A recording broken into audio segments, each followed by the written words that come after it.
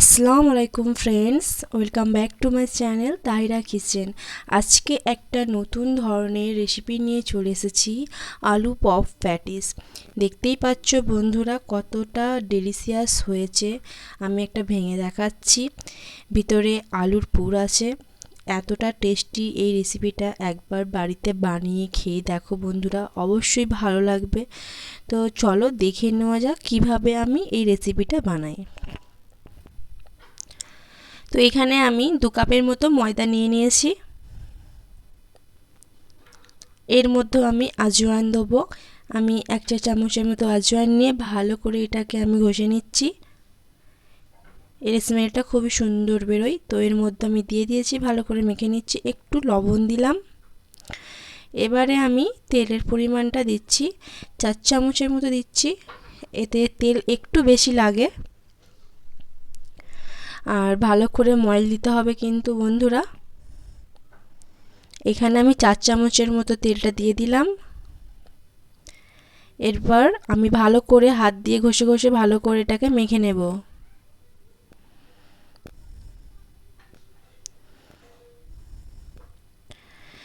দেখো বন্ধুরা কত সুন্দর করে আমার মাখা হয়ে গেছে। এইভাবে ময়লটা কিন্তু দিতে হবে। দেখো বন্ধুরা, আমি একটা মুঠো করছি, মুঠোটাকে হালকা প্রেস দিলেই ভেঙে যাচ্ছে। তাহলে ভালো করে বুঝতে হবে যে এখানে আমার ভালো করে ময়ল দেওয়াটা হয়ে গেছে। এইভাবে ময়ল দেওয়ার পরে আমি এবারে কম কম করে পরিমাণে জল দিয়ে ভালো করে এটাকে মেখে নেব।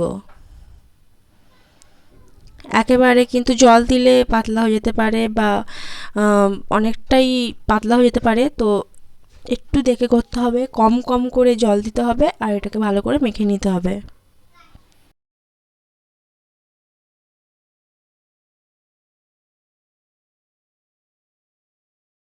এখানে বন্ধুরা ভালো করে মাখা হয়ে গেছে। তবে হ্যাঁ, একটু ডোটাকে শক্ত রাখতে হবে, একদম কিন্তু পাতলা করলে হবে না, কারণ এটা একটু ম্যারিনেটে থাকবে, তখন আর একটু নরম হয়ে যাবে। তো এখানে মোটামুটি আমি শক্ত শক্ত একটু করে রেখে দিয়েছি। তো এটাকে আমি কিছুক্ষণের জন্য ম্যারিনেট করে রাখবো, এটা থাক। তো বন্ধুরা, এখানে একটা আমি কড়াই বসিয়ে দিয়েছি। এখানে সামান্য পরিমাণে আমি তেল দিয়ে দিচ্ছি। এখানে আমি আলুর পুরটা করব।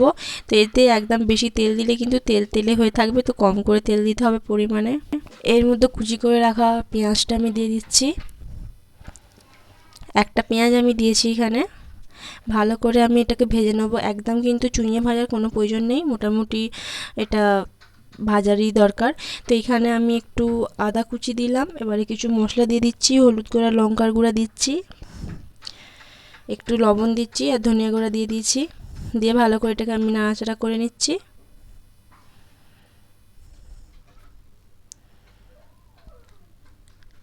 বন্ধুরা, এর মধ্যে এবার আমি আলু আগে থেকে সিদ্ধ করে রেখেছিলাম, সিদ্ধ করে আমি ম্যাশ করে রেখেছিলাম, সেইটা আমি এর মধ্যে দিয়ে দিচ্ছি।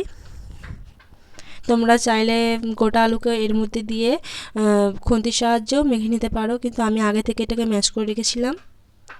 তো এবারে মশলার মধ্যে আমি ভালো করে এটাকে নাড়াচাড়া করে একটু শুকনো করে নিচ্ছি। বন্ধুরা, এখানে আমি একটু ভাজা মশলা দিচ্ছি। ভাজা মশলাটা দিলে একটু সেন্টটা ভালো আসে। তো দিয়ে বেশি নাড়াচাড়া করে করার কোনো দরকার নেই, মোটামুটি হালকা নাড়াচাড়া করে আমি এটাকে নেবে নেব। তো এখানে একটা প্লেটের মধ্যে আমি নেমে নিয়েছি।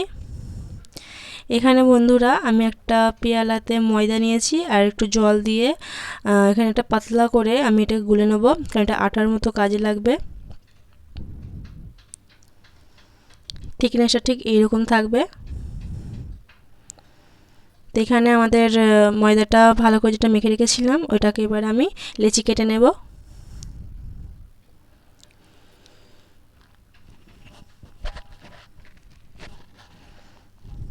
এই যে এখানে আমি সব কটা লেচি কেটে নিয়েছি। এবারে বন্ধুরা, কিভাবে আমি এটাকে বানাচ্ছি সেটা ভালো করে একটু দেখো। ভালো করে আমি একটা আগে ডোকে আমি বেলে নিচ্ছি।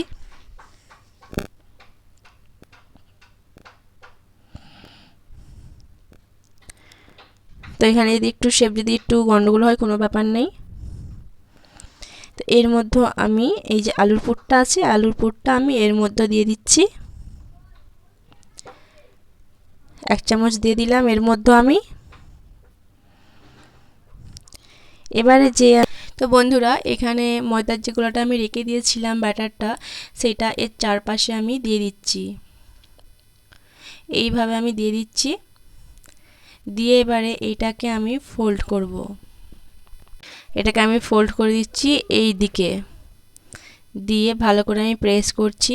আবার এই দিকেরটাকে নিয়ে আমি ওদিকে ফোল্ড করে দিচ্ছি। এই যে এটা হয়ে গেল।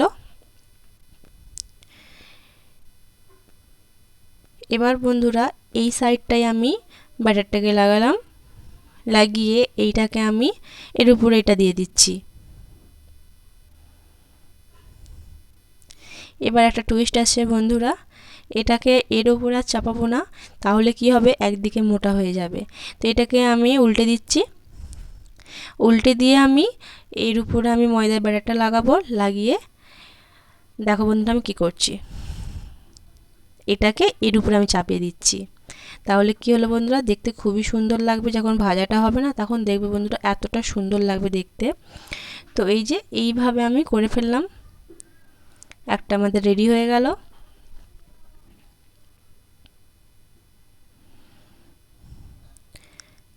আমি আরেকটা দেখাচ্ছি বন্ধুরা কিভাবে করছি, দেখে নাও ভালো করে। এইভাবে লাগাচ্ছি ময়দা ব্যাটারটা, লাগিয়ে এইভাবে আমি এর উপরে চাপিয়ে দিচ্ছি। আবার এই দিকেরটা নিয়ে ওর উপরে আমি চাপিয়ে দেব। খুবই সহজ বন্ধু, এই রেসিপিটা বাড়িতে ট্রাই করে দেখো। বাড়িতে কিছুই নেই, আলু দিয়ে কিন্তু এটা বানিয়ে ফেলতে পারবে চটজলদি। এই যে এখানে এটা আমি করে দিলাম। এবারে ওটাকে আবার উল্টে দেবো, উল্টে দিয়ে এর মধ্যে আমি দিয়ে এটাকে ফোল্ড করে দেবো।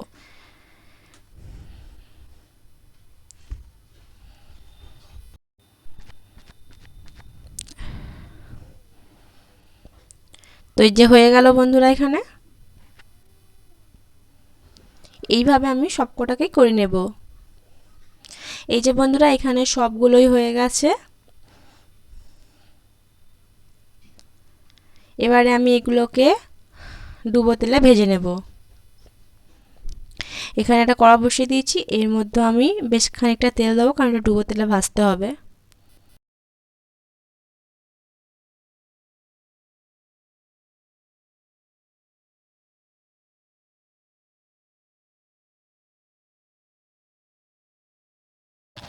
তো এখানে তেল গরম হয়ে গেছে, এবারে আমি এক এক করে দিয়ে দেব প্যাটিসগুলোকে। তো তেলের পরিমাণটা বুঝতেই পারছো বন্ধুরা যে কতটা টেম্পারেচার আছে। একদম লোয়েতে কিন্তু ভাজতে হবে, না হলে কিন্তু ভিতরটা ভালোভাবে হবে না, বাইরেটা চুয়ে যাবে।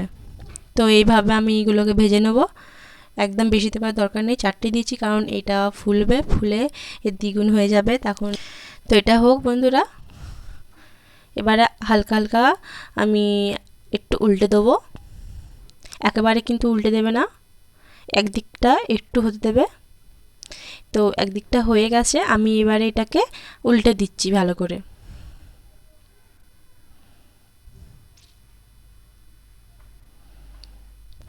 আবার দিকটা হয়ে গেছে, আমি ভালো করে উল্টে দিয়েছি, হালকা ব্রাউন কালার চলে এসছে।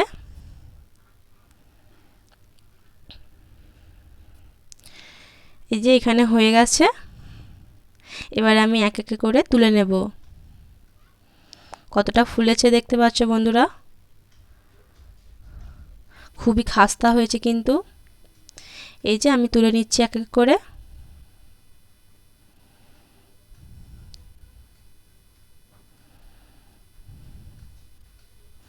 দেখো বন্ধুরা কতটা দেখে ডেলিশিয়াস লাগছে না।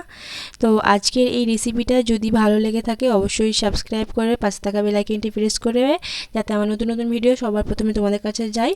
তো একটা কমেন্ট করতে কিন্তু ভুলবে না, শেয়ার করতে ভুলবে না, লাইক করতে ভুলবে না। আজকের মতো টাটা, আল্লাহ হাফেজ।